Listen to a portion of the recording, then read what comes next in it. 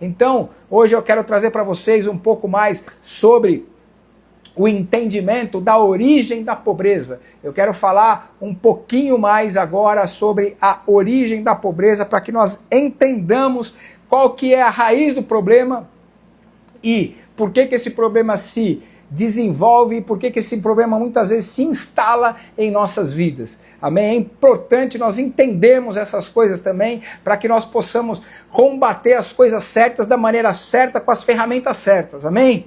Glória a Deus. Então ontem nós já vimos que é prioridade de Deus, que é interesse de Deus, que é propósito de Deus, que nós tenhamos uma vida próspera. Amém? Muito ao contrário do que muitos pregam e do que muitos ensinam, a prosperidade é um propósito de Deus para as nossas vidas. Amém? Glória a Deus.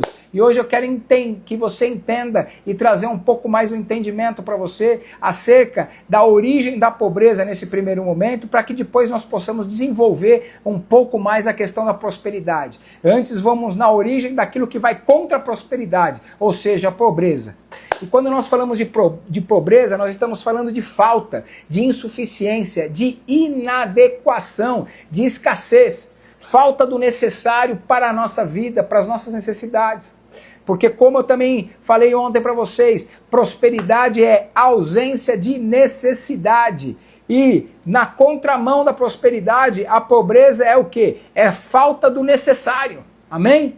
Então, muitas vezes a gente vive num estado de indigência, de penúria, num estado ou qualidade de pobreza, de um pequeno número, de escassez, de insuficiência na nossa caminhada.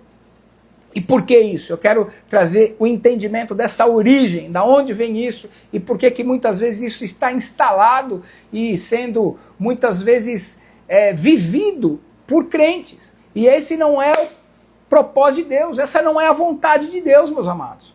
Então, vamos entender o que é ser pobre. Quem é uma pessoa pobre? Quem é o pobre? Pobre é aquele que não tem o necessário para viver ou que tem poucas posses, que é mal dotado, que é pouco favorecido, que tem pouca quantidade, que produz pouco, que revela pouca quantidade, que não tem ou tem pouco o que é considerado necessário ou vital. Necessitado, é uma pessoa necessitada. Quem tem poucos bens ou quem tem pouco dinheiro. Esse é o pobre. Amém? Mas escrito está que o Senhor é aquele quem supre todas as nossas necessidades segundo as suas riquezas, em glória por Cristo Jesus. Amém? Então a vida do crente é para ter as suas necessidades supridas, porque está escrito que é o Senhor quem supre todas as nossas necessidades. Então, essa já é a base de uma vida próspera, de uma vida de prosperidade, ausência de necessidade. Então, vamos entender um pouco mais sobre isso, porque pobreza é o quê? É a consequência do pecado. Então, nós precisamos entender esse fundamento para podermos desenvolver todo o resto e podemos progredir acerca do entendimento e da implantação e de uma vida de plenitude em prosperidade. Amém? Então eu quero começar dizendo aqui sobre pobreza, depois de ter te dado aqui o significado de pobreza ou de quem é pobre, dizendo para você que Deus, Ele criou tudo em abundância para toda a humanidade, como nós lemos antes, como nós lemos ontem, como nós falamos ontem, como eu trouxe o esclarecimento e a luz da palavra do Senhor, certo? Antes de Deus formar o homem, Ele criou todas as coisas, criou todos os meios necessários, toda a provisão necessária para que o homem tivesse uma vida totalmente e amplamente suprida em todas as áreas da sua vida, em toda a sua caminhada. E depois de ter criado tudo para que o homem tivesse suprimento, Ele formou o homem. E quando Ele formou o homem, Ele estabeleceu o quê? A unção de governo sobre o homem, para que ele então pudesse gerir e governar sobre tudo aquilo que Ele tinha criado antes de formar o homem. Amém? E falou para o homem, olha, está aqui essa terra, você vai lá, você domina, você multiplica, você frutifica e você faça com que isso seja gerido através da capacidade que eu estou colocando em você. Vai lá, domina a terra, frutifica, multiplica e domina sobre tudo aquilo que eu criei para você, porque está tudo pronto, você já tem todas as suas necessidades supridas, já está tudo na tua mão, agora é só você gerir e multiplicar a partir daqui, amém? Então, antes de Deus nos enviar, Ele já estabelece o suprimento para a nossa caminhada do envio. Aleluia, glória a Deus, receba essa palavra nas tuas mãos. Aquele que te deu a visão é aquele que te dá a provisão. Aleluia. Estávamos falando hoje à tarde ainda aqui, estava num aconselhamento juntamente com uma irmã e eu estava falando exatamente isso. Irmã, se Deus deu a visão, Ele traz a provisão. E se a provisão não chegou ainda, é porque a visão é para se cumprir num tempo futuro. Então não estejais ansiosas com coisa nenhuma. Trabalhe esta visão que Deus deu até que a provisão chegue e você possa avançar. Aleluia! Então muitas vezes Deus nos dá a visão, mas a visão é para um tempo a se cumprir. E muitas vezes a gente, na nossa ansiedade, quer atropelar Deus e sair na frente de Deus, porque Ele já nos deu a visão e a gente já quer sair fazendo e atropelando Deus. Não, aquele que dá a visão, Ele dá a provisão. Aleluia. E quando Ele estabelece a provisão, Ele põe tudo em disposição nas nossas mãos para nós governarmos e podermos avançar naquela visão, de maneira leve, de maneira suave. Isso não significa que nós não teremos desafios ou que nós não teremos percalço no meio do caminho, mas significa que nós já teremos todos os recursos necessários para podermos avançar. Então não avance antes de ter os recursos, amém? Não avance antes de ter os recursos, não avance antes de ter os recursos, porque o Senhor dá os recursos antes para você poder avançar na visão que Ele te deu. Aleluia! Isso muitos têm perecido e muitos têm errado. Eu já errei muito nisso. Estou aqui trazendo uma chave que é para mudar a tua disposição mental para que você entenda e pare de errar e pare de tomar tropeço na sua vida também. Deixe Deus ser Deus. Deus deu a visão, então Ele vai dar a provisão. Ah, mas não é fé? É fé, mas a fé não é ignorante. A fé, ela não ignora os fatos, ela confronta os fatos. E se você não tem a provisão ainda, pela fé, você pode chamar a provisão, porque a fé chama as coisas que não são como se já fossem. Mas pela fé você consegue chamar essas coisas até que elas se materializem na tua mão. Isso não quer dizer para que você saia fazendo as coisas de maneira irresponsável, sem ter o suprimento, porque se você for sem o suprimento, o que vai acontecer? Vai te fazer falta e o caminho vai ser pesado, o caminho vai te trazer pressão, vai te trazer opressão e você não vai conseguir caminhar na sincronia, na velocidade e no propósito de Deus para a sua vida. Aleluia! Glória a Deus! Aleluia! Oh, glória! Então, entenda, meus irmãos, Deus criou tudo em abundância para toda a humanidade. No Éden existia disponibilidade de recursos mais que suficiente para o sustento do homem. O Senhor criou tudo e entregou na mão do homem para o homem governar. Mas infelizmente, por causa do pecado original, do primeiro Adão, o que aconteceu? O homem perdeu a natureza divina e passou a odiar uns aos outros e a viver de maneira egoísta. Uns passaram a ter mais, outros passaram a ter menos. Tudo começou com a queda de Adão. Mas Deus estabeleceu regras claras acerca desse assunto. Olha o que o Senhor falou lá em Gênesis capítulo 2, versículo 16 e 17. Gênesis capítulo 2, versículo 16 e 17. Diz assim a palavra do Senhor. E o Senhor Deus lhe deu esta ordem: de toda a árvore do jardim comerás livremente, mas da árvore do conhecimento do bem e do mal não comerás, porque no dia em que dela comeres, certamente morrerás. Então, as consequências da desobediência interferiram diretamente na vida de prosperidade do homem. Toda a desarmonia social e econômica que nós vemos no mundo é uma consequência direta da falta da natureza e do amor de Deus nos corações humanos. A cobiça, a avareza, o egoísmo e outras características similares a essas retratam muito bem a ausência do bem que originalmente veio da parte de Deus para o homem. A Bíblia relata em Gênesis 3 as consequências do pecado de Adão para toda a humanidade. Entre as maldições, nós podemos ler lá e ver que não o trabalho que já existia antes da queda, mas a fadiga a executá-lo. Essa foi uma das maldições que vieram por causa do pecado original e da queda do homem. Gênesis 3, 17 e 19. Acompanhe a leitura bíblica comigo. É importante você acompanhar a leitura e fundamentar bem o entendimento daquilo que o Senhor está falando com você. Gênesis 3, capítulo 17, capítulo 3, versículo 17 até o 19. Diz assim: E a Adão disse, visto que atendestes a voz de tua mulher e comestes da árvore que eu te ordenara que não comesses, maldita é a terra por tua causa. Em fadigas obterá dela o sustento durante os dias de tua vida. Ela produzirá também cardos e abrolhos, e tu comerás a erva do campo. No suor do teu rosto comerás o teu pão até que tornes a terra. Amém? Então, o que aconteceu aqui? Exatamente o que eu estou falando aqui. Entre as maldições estabelecidas e instituídas por causa do pecado original, o que aconteceu? Nós vemos que, como eu disse, não foi o trabalho, mas veio como uma maldição, o que? A fadiga na execução do trabalho, o peso na execução do trabalho.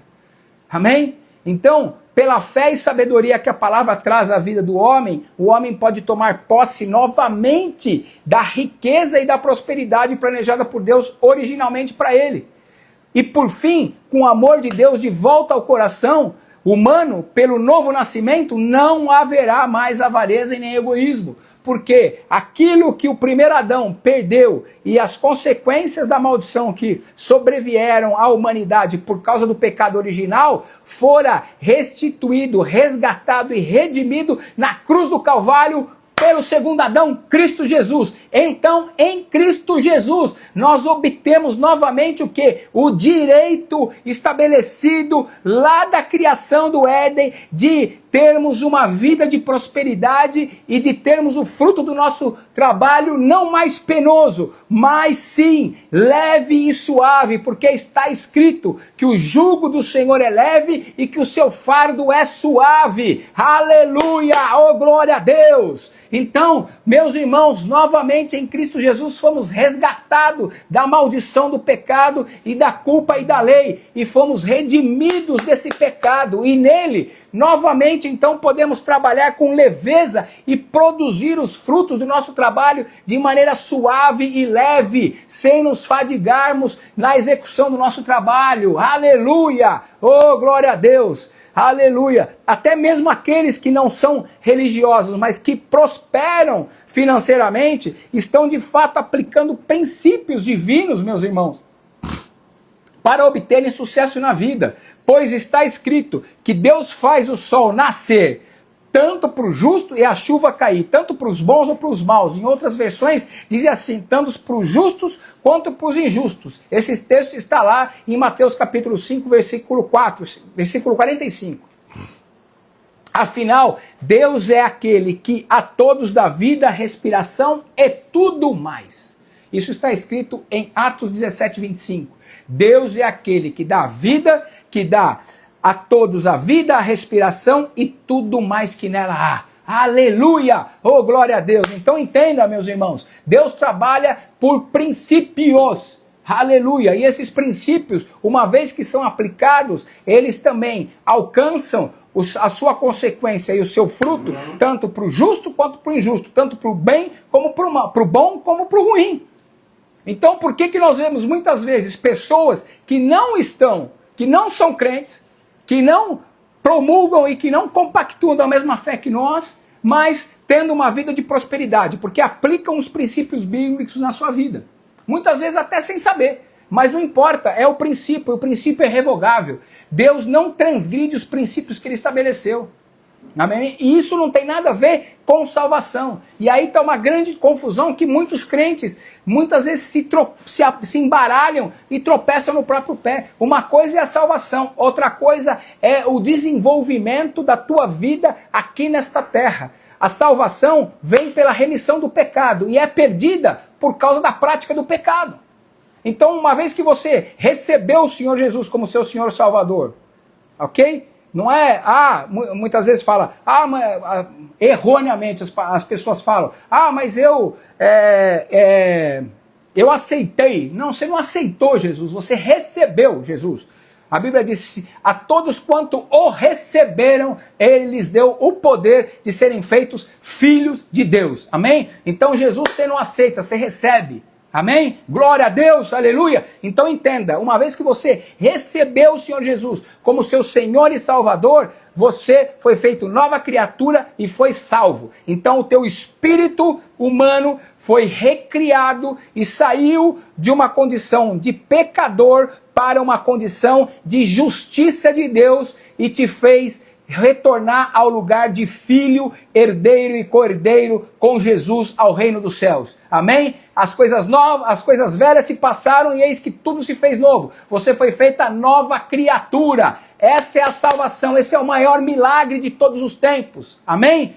Isso é no espírito, mas aí depois a nossa alma, ela entra em processo de salvação e ela tem que ser, esse processo ele tem que ser desenvolvido dia após dia, porque então a nossa mente já foi estabelecida numa mente nova, o próprio Senhor nos deu a mente dele, porque a Bíblia diz que nós obtivemos a mente de Cristo quando recebemos o nosso Senhor e Salvador Jesus Cristo como nosso Senhor e Salvador, recebemos também a mente dele e todo o pacote de DNA dele, porque fomos feitos à imagem e semelhança e voltamos para essa condição de imagem e semelhança, mas agora não mais como criaturas, mas também como filhos. Fomos feitos filhos e como galhos enxertados na videira verdadeira, fomos feitos membros do seu corpo. Então nós passamos a ter a mesma natureza de Cristo, cujo qual ele é o cabeça e nós somos membros do corpo.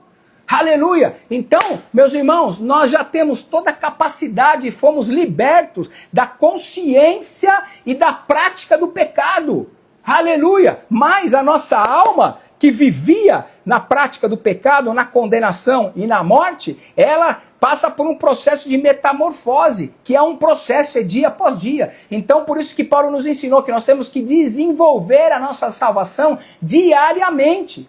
Amém? Então, nós temos todas as condições, o Espírito Santo passa a morar dentro de nós, que nos convence de todo o nosso pecado, nossos erros, nossas iniquidades, que nos instrui a sermos guiados a toda a verdade, para que nós não pequemos mais, porque temos a mente de Cristo, já fomos livres e libertos da mente de escassez, de pecado e de iniquidade, e temos todas as condições de então vivermos uma vida abundante sem pecar mais. Mas a Bíblia também diz que há uma luta do espírito com a carne, porque ainda nós temos uma alma que está em processo de desenvolvimento e estamos num corpo que está acostumado no passado com uma prática errada dos princípios e valores que nos levavam, nos princípios e valores de Deus, que nos levavam ao pecado. Então isso é um desenvolvimento diário. E a Bíblia nos ensina e diz, filhinhos, não convém que pequeis. Entretanto, se vocês pecarem, vocês têm um justo advogado, Cristo Jesus, para interceder junto ao Pai por vós. Amém? Então, nós somos livres, meus irmãos. Nós somos livres. Livres somos de toda a consciência de culpa e de condenação do pecado. Nenhuma condenação mais há para aqueles que estão em Cristo Jesus. Você pode dar um glória a Deus aí, um aleluia? Oh, glória! Então, meus irmãos, como eu estava dizendo para vocês, nessa trilha, nessa caminhada aqui na terra, o que acontece? Quando nós passamos a andar com Cristo Jesus, tivemos uma nova mentalidade, estamos numa nova natureza e estamos vivendo no plano original de Deus, como se estivéssemos lá no Éden novamente. Tudo tendo, nada faltando, sendo supridos em todas as nossas necessidades. Glória a Deus, mas entendam, isso é um processo. Amém?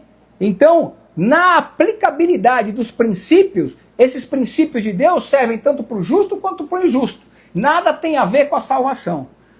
Então, nós somos salvos e temos que desenvolver a nossa salvação da nossa alma na trajetória da nossa vida aqui, até que cheguemos à estatura de varão perfeito. Assim falou Paulo. Correndo a nossa carreira, olhando e seguindo as coisas que à frente estão, deixando as coisas que para trás ficaram. Essa é a renovação da mente. Essa é a renovação e o processo de salvação da alma.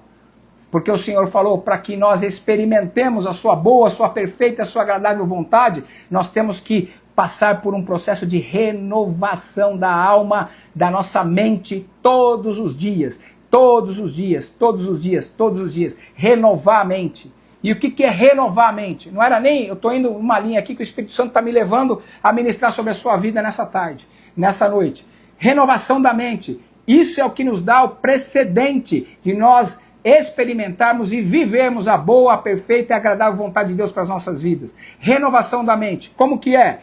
Eu tinha pensamentos, eu tinha processos que eu fazia, eu tinha comportamentos, eu tinha ações e reações que eu fazia antes de conhecer a Deus, que não se encaixam no princípio da palavra de Deus. Aí, quando eu, no meu dia a dia, vou praticando esses princípios e esses comportamentos, através de palavras, através de gestos, através de manifestações da minha vida, que eu sei e já fui ensinado de que estão contrários à manifestação do princípio da palavra de Deus, o que eu tenho que fazer? Eu tenho que combater esse combate da fé. Então eu falei, como eu vou dar um exemplo para vocês. Então, eu estou à frente de alguma situação que para mim é muito difícil. Aí o que eu falo? Eu não posso fazer isso porque eu não consigo.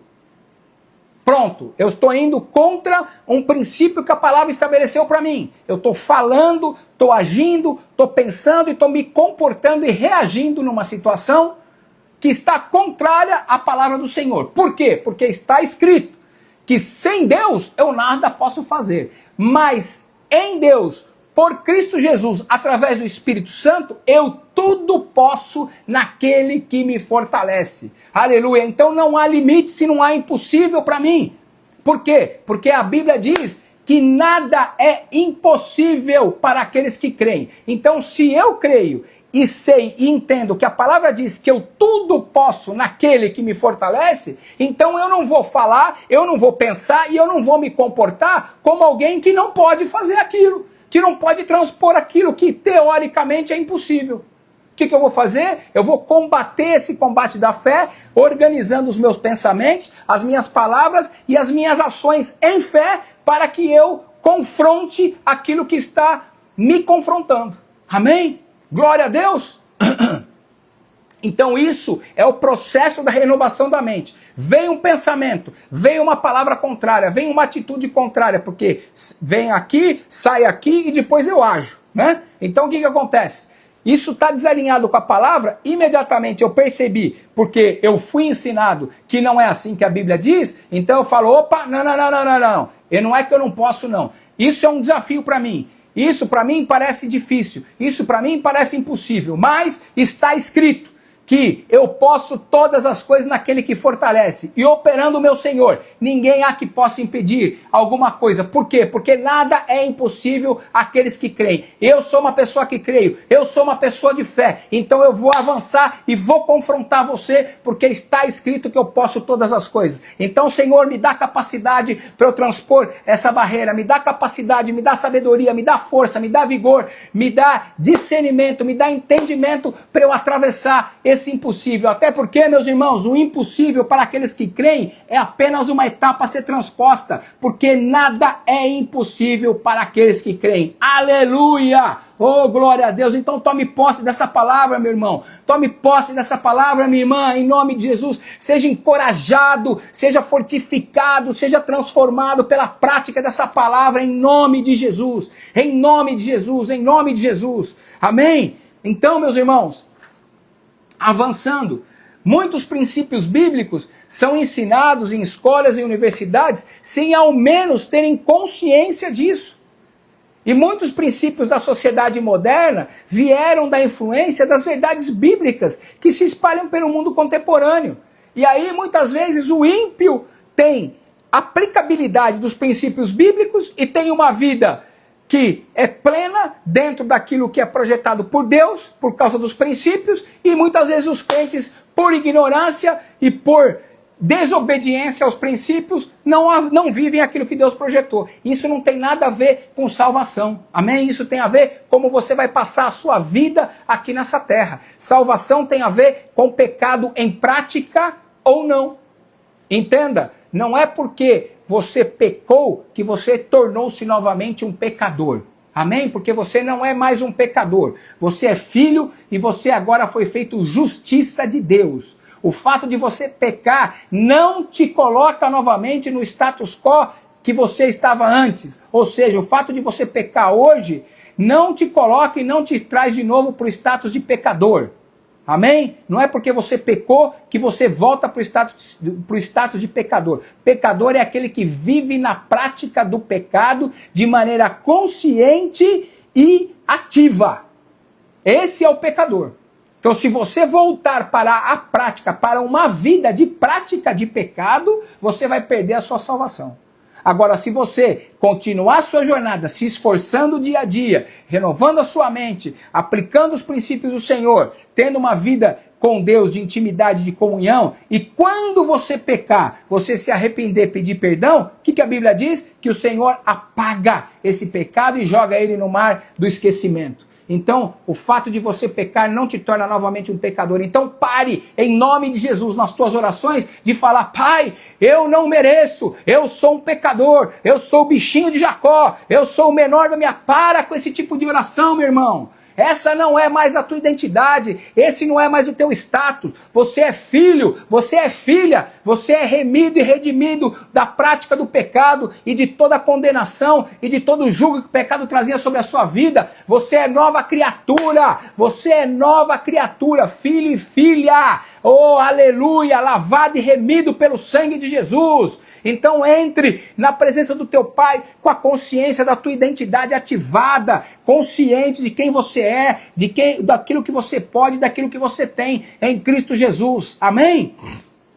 Glória a Deus. Aleluia, aleluia, aleluia. Que a irmã Janine disse aqui, alguns ímpios que prosperam vivendo no pecado. O diabo também dá riquezas e essas pessoas para que venham se perder. Sim, irmã, tem os dois casos, certo? Mas tem casos também em que essas pessoas, elas simplesmente estão aplicando os princípios bíblicos e estão vivendo uma vida de prosperidade. Certo? O diabo não tem nada a ver com isso, não. Muitas vezes essas pessoas, no desempenho, no esforço do seu trabalho e da sua vida, estão aplicando os princípios. E por causa da aplicabilidade prática dos princípios, estão colhendo os frutos da consequência da aplicação do princípio. E o diabo não tem nada a ver com isso. Concordo com você que muitas vezes também, pessoas que têm pacto e têm uma vida de consagração às trevas, etc., também muitas vezes o diabo sim coloca riquezas na mão das pessoas para assolá-las, para escravizá-las, etc, etc. Mas nem sempre é o diabo, minha irmã. Nem tudo é o diabo.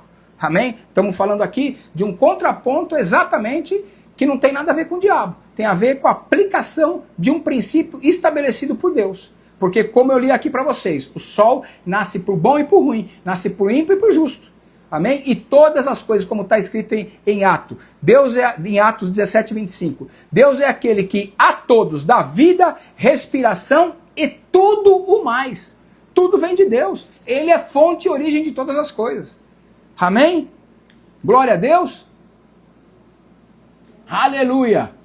Meus irmãos que entraram agora, que eu não saudei ainda, sejam todos muito bem-vindos. Paz seja convosco, em nome de Jesus. Aleluia, aleluia. Me ajude aí, seja boca de Deus nessa noite, seja instrumento e carta viva nas mãos do Senhor nessa noite. Pega esse aviãozinho aqui no canto direito da sua tela, aí, do seu computador, do seu celular, do seu tablet, e compartilhe essa live para que essa palavra possa alcançar mais e mais pessoas e possa trazer a transformação, a libertação, a cura e a porção necessária para a vida dessas pessoas, em nome de Jesus. Curta, compartilhe e comente essa live em nome de Jesus. Deus abençoe, meu irmão Janine, já falei. Felipe Borges, glória a Deus. Quem mais está aqui? Guilherme, pastor Guilherme Vasques lá de Portugal, glória a Deus, meu irmão, Pai seja contigo, meu amado. Minha filha amada Heloísa está aqui também, quem mais está presente aqui? Tiago, Tony Piccolo, glória a Deus, Tony, beijo no coração, querido, Deus abençoe, amo você, seu irmão, sua mamãe, viu? Glória a Deus, Deus abençoe. Minha filha Caliede também está por aqui, minha outra filha Leide, glória a Deus, aleluia. Marcelo, Calidiane, meus filhos também, glória a Deus. Nossa irmã Meire, aleluia, glória a Deus. Quem mais está falando aqui? A Janine tinha mandado uma mensagem, deixa eu ver as mensagens que estão aqui. Enquanto isso, compartilhe, curta e comente essa live, me ajude nesta jornada. Estamos aqui. Quem mais?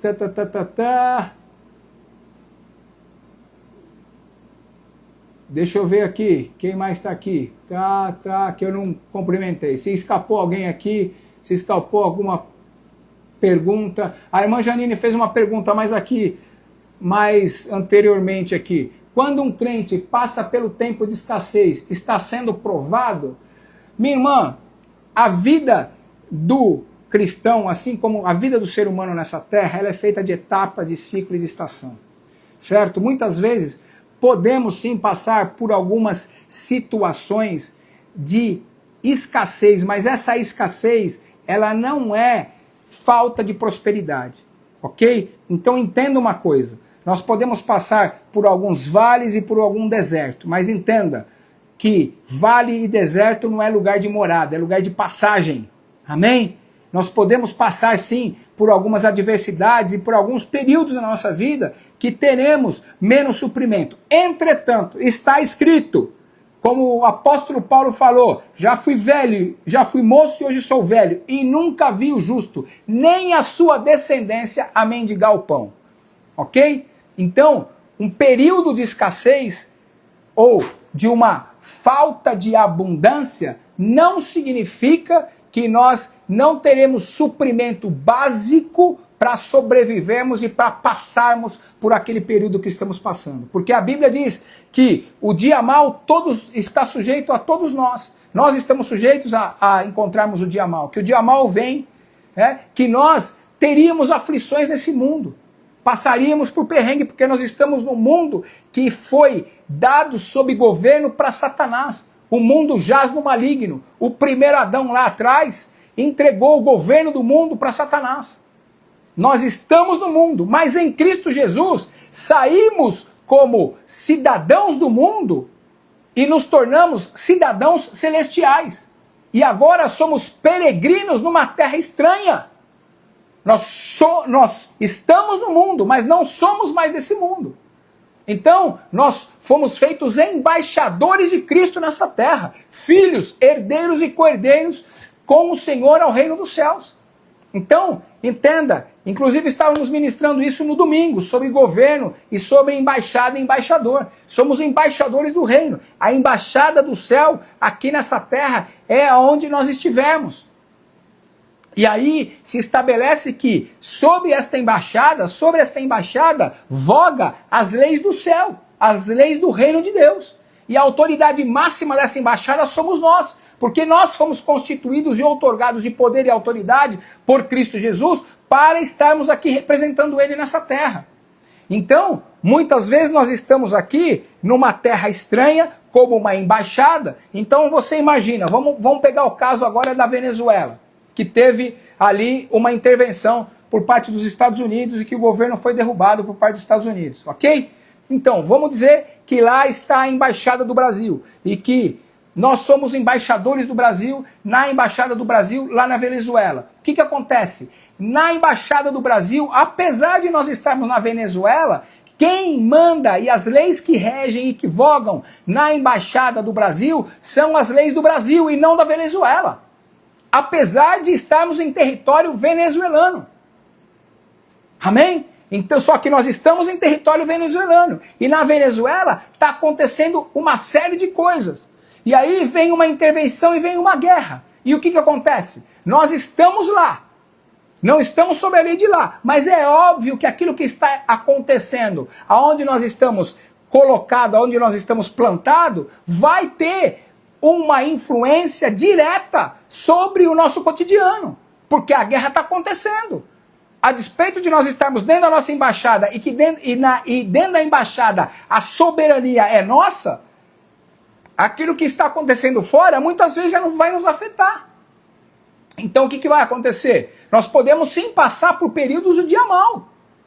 Podemos sim passar por períodos de desafios e de grande adversidade. Mas fui moço e hoje sou velho e nunca vi o justo e nem a sua descendência mendigar o pão. Aleluia! Ainda que passemos por esses vales e por esses desertos, nós não mendigaremos o pão, haverá suprimento, pode não haver a superabundância ou sobejamento, mas o suprimento sempre vai existir na mesa do crente, porque está escrito, eu nunca vi o justo, nem a sua descendência a mendigar o pão. O básico para nós sobrevivermos nunca vai faltar, porque o Senhor não desampara os seus. Aleluia! Glória a Deus! Aleluia! Então muitas vezes a gente pode passar por uma provação da fé. Existe a provação da fé? Existe, lógico que existe. Nossa fé é provada sim, lógico que é. Mas ela é provada para ser aprovada, não para ser reprovada.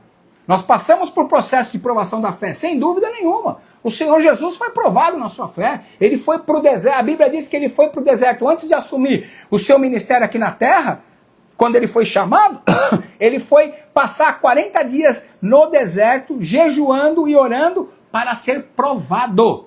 Aleluia! E quando ele terminou os 40 dias, as 40 noites, quem que se apresentou diante dele? Quem foi a primeira pessoa que se apresentou diante dele? O próprio Satanás, para tentá-lo e para prová-lo mais ainda no final do processo dele. E aonde que Satanás provou e tentou Jesus? Em primeiro lugar, ele estava com fome, ele estava jejuando. Mas qual que foi o primeiro ataque frontal de Satanás? Foi na identidade de Jesus. Ele falou assim, se tu és o Filho de Deus. A primeira coisa que ele foi afrontar e foi provar o Senhor foi na identidade dele. Aleluia! Então é sempre assim, meus irmãos. Se nós tivermos consciência de quem somos, o que temos e o que podemos em Cristo Jesus, meu irmão, não tem como. Nós não cairemos nas tentações e nem sucumbiremos às provações, porque ele foi provado, mas ele primeiramente foi provado na sua identidade, foi tentado na sua identidade, e ele combateu essa prova, ele combateu essa tentação, o quê? Com a verdade estabelecida sobre ele, sabendo quem ele era, o que ele podia e o que ele tinha em Deus, porque ele era filho. A identidade de filho dele não foi destituída e não foi abalada por causa da tentação que Satanás sobreveio na vida dele. Aleluia! Oh, glória a Deus! Então entenda. Aleluia, Janine está falando um pouco mais aqui. Eu comecei a prática da oração em línguas e estou passando um processo difícil. Glória a Deus, minha irmã. Persevere, mas continuo perseverando. Persevere, minha irmã. Persevere, porque a oração em línguas é fundamental na caminhada do crente, porque é o único dom espiritual que o Senhor instituiu pelo seu Santo Espírito para a nossa própria edificação, porque está escrito que aquele que ora em línguas edifica a si mesmo. Todos os outros dons espirituais, inclusive as outras variações das línguas, são para a edificação da igreja, mas a oração em línguas é o único dom espiritual que é para a nossa própria edificação. Então, por que está esse processo difícil? Porque o inimigo das nossas almas e a tua alma, nesse processo de conversão diário que a gente passa, ela não quer ser edificada na verdade da palavra. O nosso inimigo não quer que nós sejamos edificados, porque quem ora em línguas, ora os mistérios de Deus. E Satanás e o mundo espiritual não tem acesso a essa oração, porque você ora a oração perfeita do Pai, você ora mistério, você ora, o Espírito Santo ora em você, por você, e através de você, aquilo que está na mente e aquilo que está no coração do Pai, impresso para a sua vida nesse tempo chamado agora. Aleluia! Então por isso essa guerra, por isso essa luta, por isso essa dificuldade em perseverar nesse caminho. Mas a Bíblia diz, persevere. esforça-te e tenha bom ânimo, porque certamente você será edificada e você não sairá mais a mesma em cada momento, em cada etapa, em cada oração, em línguas que você praticar. Irmã, em nome de Jesus, e a todos os meus irmãos e irmãs que estão me ouvindo nessa noite, em nome de Jesus, seja um praticante da oração em línguas. Aleluia, aleluia. Eu não quero entrar agora nesse assunto, porque não é aqui o fórum daquilo que o Senhor colocou em nossos corações, mas oportunamente, se Deus assim permitir, nós entraremos falando também um pouco sobre oração em línguas. Amém? Oh, glória a Deus! Aleluia! Vai dando glória aí, vai dando like, vai curtindo essa live, vai compartilhando em nome de Jesus. Em nome de Jesus, em nome de Jesus. Aleluia! Obrigado você, querida. Vamos avançar para cima. Então agora eu quero falar um pouquinho, para nós começarmos a finalizar, temos aí mais uns 10 minutinhos, eu quero falar para você sobre a maldição da lei. Em Deuteronômio, capítulo 28, do versículo 15 até o 68, está registrando o que a Bíblia diz, o que a Bíblia nos ensina sobre a maldição da lei, que é uma lista de consequências negativas provenientes da desobediência aos mandamentos de Deus. É importante nós destacarmos, entretanto, que ali Deus não estava inventando a bênção e nem a maldição, mas apenas sistematizando-as, para que o povo que era considerado o povo de Deus naquela época, ou seja, Deus estava tornando pública e oficial a lista de consequências do pecado na vida do homem. Toda e qualquer maldição, portanto, veio como consequência da queda de Adão. E os textos bíblicos apenas documentam esse fato. Ou seja, não há maldição sem causa. Amém? Mas assim como não há maldição sem causa, também não há bênção sem causa. Aleluia! Oh, glória a Deus! A maldição da lei resume-se em 3 consequências: morte espiritual, enfermidade e pobreza. E obviamente o oposto, certo? As bênçãos do cumprimento da lei, em oposto à maldição da lei, se resume em 3 consequências: vida no espírito, saúde e prosperidade. Aleluia! Além da maior consequência, a morte espiritual, que é a verdadeira fonte de todas as outras mazelas que afligem o homem, a maldição da lei prevê o quê? Enfermidades, prevê a ruína do homem sem Deus na área financeira e a sua miséria e fracasso. Então, essa é a consequência e a maldição da desobediência à lei. Deuteronômio 28, 17 diz assim: maldito o teu cesto e a tua amassadeira. Trabalho. Está amaldiçoando o trabalho. Deuteronômio 28, 18 diz: maldito o fruto do teu ventre e o fruto da tua terra e as crias das tuas vacas e das tuas ovelhas. De novo, maldição do trabalho. 28, 20 diz assim: o Senhor mandará sobre ti a maldição, a confusão e a ameaça em tudo quanto empreenderes, meu Deus, até que sejas destruído e repentinamente pereças. Trabalho de novo, maldição sobre o trabalho, por causa da maldade das tuas obras com que me abandonaste. Já lá no versículo 39 de Deuteronômio 28 diz assim: plantarás e cultivarás muitas vinhas, porém do seu vinho não beberás, nem colherás uvas, porque o verme os devorará. Trabalho. De novo, então entenda, a pobreza, portanto, não é uma bênção, mas é uma parte da maldição que opera na vida do homem. As 3 consequências da maldição sobre a vida do homem por causa da desobediência da lei. De novo, vou repetir para você: morte espiritual, enfermidade e pobreza. Mas na contramão, lembra que eu falei agora há pouco para você? Nós não estamos mais mortos nos nossos delitos e pecados. Nós revivemos e fomos feitos nova criatura. As coisas velhas se passaram e eis que o Senhor fez novas todas as coisas. Fomos feitos nova criatura. Então vivemos, não estamos mais em morte espiritual. Estamos em vida no Espírito. Porque o Senhor veio para nos dar vida e uma vida em abundância. Então, uma vida no Senhor Jesus é uma vida no Espírito com saúde e prosperidade. Aleluia! Oh, glória a Deus! Então, meu irmão, minha irmã, tome posse dessa verdade estabelecida na condição de nova criatura, de filho e de filha que você é. Em nome de Jesus, em nome de Jesus. Tome posse dessa verdade. Tome posse dessa verdade. Receba essa verdade como algo que fique cravejado e guardado as 7 chaves no seu coração e que diariamente, constantemente, a cada segundo da sua existência, renove a sua mente, te trazendo a plena consciência e o entendimento de quem você é, o que você pode, o que você tem em Cristo Jesus. Aleluia! Aleluia! Aleluia! Em Cristo nós fomos redimidos da pobreza, meus irmãos. A palavra registra no Novo Testamento que Cristo nos resgatou da maldição da lei. Então, essa lei que trazia o jugo e o peso da condenação para o homem foi cumprida por Cristo Jesus, porque ele cumpriu toda a lei e nos redimiu da consequência da lei. Oh, glória! Leia lá comigo, abra lá sua Bíblia comigo em Gálatas 3:3. Aliás, 3:13. Gálatas 3:13. Abra lá comigo, vamos ler a palavra do Senhor. Aleluia! Carta de Paulo aos Gálatas, capítulo 3, versículo 13.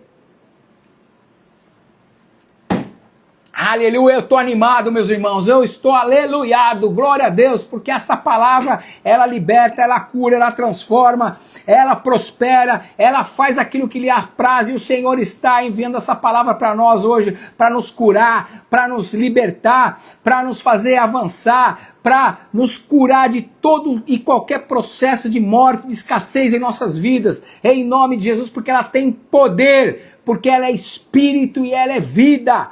Em nome de Jesus, em nome de Jesus, em nome de Jesus. Olha o que Paulo falou em Gálatas 3:13. Cristo nos resgatou da maldição da lei, fazendo-se ele próprio maldição em nosso lugar, porque está escrito, maldito aquele que foi pendurado no madeiro. Meu Deus, ele foi o nosso resgatador, ele nos substituiu naquela cruz, meus irmãos. Então não relativize a obra de Cristo na cruz. Ele fez a obra completa. Ele, quando estava para morrer, ele falou, está consumado. Tudo está consumado, está tudo consumado, está tudo feito. Ou seja, ele falou, está tudo dominado, está tudo providenciado. Eu já fiz o que tinha que fazer. Daqui para frente é o seguinte, é vida plena, é vida abundante, é vida próspera para aqueles que estiverem comigo e entenderem que eu paguei o preço no lugar deles. Aleluia! A Bíblia diz que ele se tornou maldição em nosso lugar para nos resgatar da maldição da lei. E como já acabei de falar para vocês, consistia em morte espiritual, enfermidade e miséria.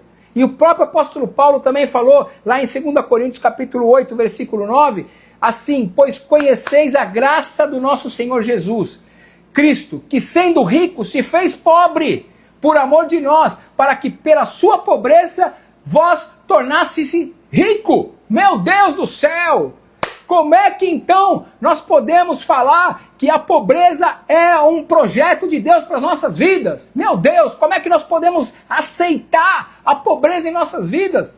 Se nós aceitarmos isso e entendermos isso como uma verdade, nós estamos anulando a obra da cruz, meus irmãos. Olha o que está falando aqui, que Paulo falou.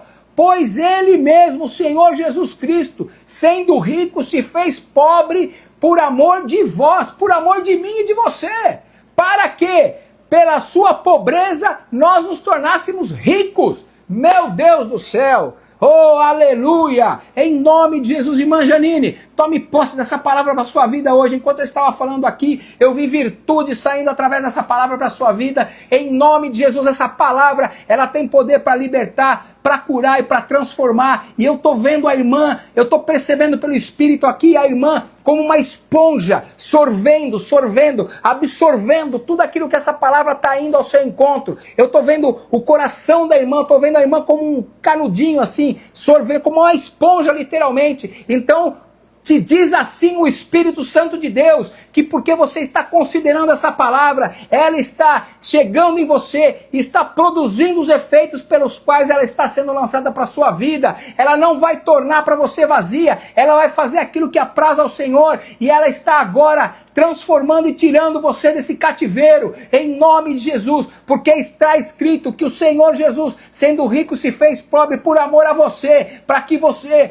pela pobreza do Senhor Jesus, que se fez ali na cruz, nunca mais fosse pobre, mas antes tivesse e se tornasse rica. O Senhor está acrescentando riqueza na sua vida nessa noite, irmã Janine, em nome de Jesus. Receba essa palavra profética em nome de Jesus. Essa palavra está encontrando vida em você, e está gerando vida em você, está encontrando um coração absorvente dessa palavra, e ela está gerando vida na sua vida, e tudo aquilo que estava em processo de escassez, agora, pelo poder dessa palavra, está sendo revertido em processo de abundância, diz o Senhor para você nessa noite. Oh, aleluia, receba em nome de Jesus, receba em nome de Jesus, aleluia, aleluia, oh glória a Deus, oh glória, aleluia. Mas percebam, meus irmãos, no entanto, a bênção não para por aí, porque no versículo seguinte, a Bíblia diz mais, lá em Gálatas 3,14, nós lemos 3,13, agora eu vou ler o versículo 14 para você. O que diz o 3,13? Vamos lá. Maldito todo aquele que for pendurado no madeiro. Ele se fez maldito em nosso lugar, cumprindo toda a lei, amém? Aí no versículo 14 ele diz assim, para que a bênção de Abraão chegasse aos gentios em Jesus Cristo, a fim de que recebêssemos pela fé o Espírito prometido. Oh meu Deus do céu, glória a Deus. Deus havia abençoado Abraão do modo como queria que todos os homens fossem abençoados nessa terra por causa da fé que ele tinha. Então, entendam, as bênçãos de Abraão são nossas. Abra sua mão aí onde você está agora, em nome de Jesus. Receba as bênçãos estruturadas, estipuladas e favorecidas da parte de Deus sobre Abraão lá antigamente, estão validadas para com a sua vida. As bênçãos de Abraão são suas e são minhas. Nós temos direito adquirido por Deus, que resgatou essas bênçãos em Cristo Jesus na cruz do Calvário. Aleluia! Aqui. Voltamos, aleluia. Me fala se vocês me escutam aqui, acho que deu uma interrompida, deu uma pausa aqui na nossa live. Voltou? Amém. Glória a Deus. E eu quero falar para vocês aqui, meu Deus, 7h30 já. Eu quero falar, mas não vou falar amanhã. Ô glória! Amém. Eu quero falar sobre as bênçãos de Abraão para você. Amanhã nós vamos voltar e vamos falar sobre as bênçãos de Abraão, porque existem pelo menos 3 momentos na vida de Abraão nos quais Deus disse alguma coisa que abençoava Abraão e os seus descendentes. Quem são os descendentes de Abraão? Nós, os filhos da fé. Aleluia! Glória a Deus! Oh, glória! Então eu quero falar de pelo menos 3 momentos na vida de Abraão, nos quais Deus disse coisas específicas para Abraão que suscitaram numa vida de bênção, de prosperidade e de abundância em Cristo Jesus. Amém? Pelo menos 3 coisas. Eu quero falar sobre isso amanhã e depois também falarei para você sobre as promessas da herdade que adquirimos em Cristo Jesus. As promessas da herança. Somos herdeiros segundo a promessa. E eu quero falar sobre isso amanhã e depois falar com você sobre autoridade na área das finanças. Aleluia. Eu ontem e hoje estou dando base e fundamento para depois nós entrarmos especificamente para falarmos sobre a área financeira e econômica das nossas vidas. Amém? Então amanhã, em nome de Jesus, permitindo Deus, eu entrarei falando sobre a autoridade do crente na área das finanças. Mas antes eu vou falar sobre pelo menos 3 aspectos e momentos da vida de Abraão que Deus prometeu algo específico para ele e abençoou ele e os seus descendentes, que somos nós. Amém? Glória a Deus, aleluia, Aleluia! Então receba em nome de Jesus a sua porção nessa noite. Seja abençoado e abençoada na prática dessa palavra. Avance, porque aquilo que o Senhor prometeu para você não falhará. Porque ele não é homem para que minta, e nem filho do homem para que se arrependa. E tudo aquilo que ele prometeu, ele cumprirá a seu tempo. Nós estamos andando num tempo, embaixo, numa estação, num ciclo, embaixo da nuvem da glória, que está trazendo a antecipação, a concretização de promessas e profecias do Senhor para as nossas vidas. Então, meu irmão, creia, é pela fé, em nome de Jesus. Escreva aqui para mim, é pela fé. Aleluia, escreva aqui, é pela fé, e vamos avançar, porque a fé é o estilo de vida que Deus instituiu para os filhos dele nessa terra, porque sem fé é impossível agradar a Deus, porque o meu justo andará pela sua fé. Então vamos avançar de fé em fé, de glória em glória,